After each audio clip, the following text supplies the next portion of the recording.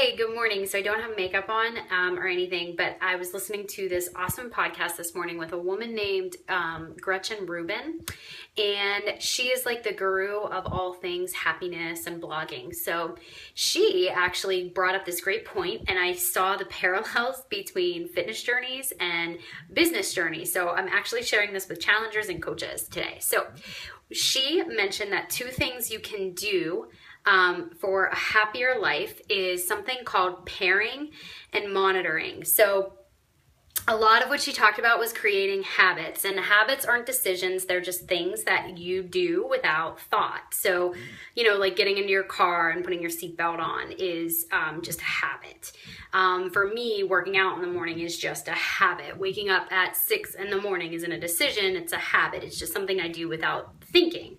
So she talked about these two ideas of pairing and monitoring. So pairing, she talked about as when you really want to do something and you look at it like it's a reward, instead of thinking of it as a reward, pair it with something that you usually think of as a punishment. So if you are someone who struggles with working out, maybe you get on the treadmill and the only way you can watch Game of Thrones is if you do it while you're on the treadmill.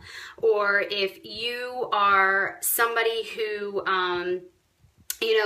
loves chocolate cake, you only get that piece of chocolate cake whenever you, eat according to your meal plan all week. Or maybe you want to buy yourself a pair of shoes. Well, you only get to buy yourself a pair of shoes if you, in your business journey, you hit Success Club. So you reward yourself. It's not really a reward, but you're pairing it with something that is difficult.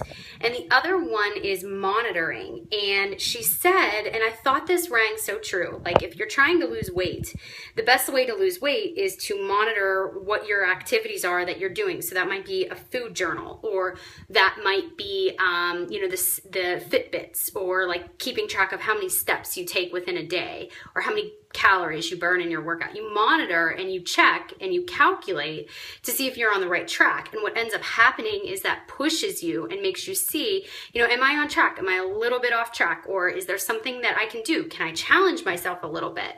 Right? And then she talked about, with that idea of food journaling, you're checking to monitor to make sure you're eating on the right track, and you tend to see these little holes, these little like missing pieces. But then I was thinking about the business, right? So you have this business activity tracker, and do you use it? Do you monitor yourself in the business to make sure that you are doing those 3 vitals consistently daily over time? Because if you are, you're probably going to see these pockets that you otherwise would miss if you weren't tracking it. So really great podcast. Just wanted to share my takeaways from it. See ya.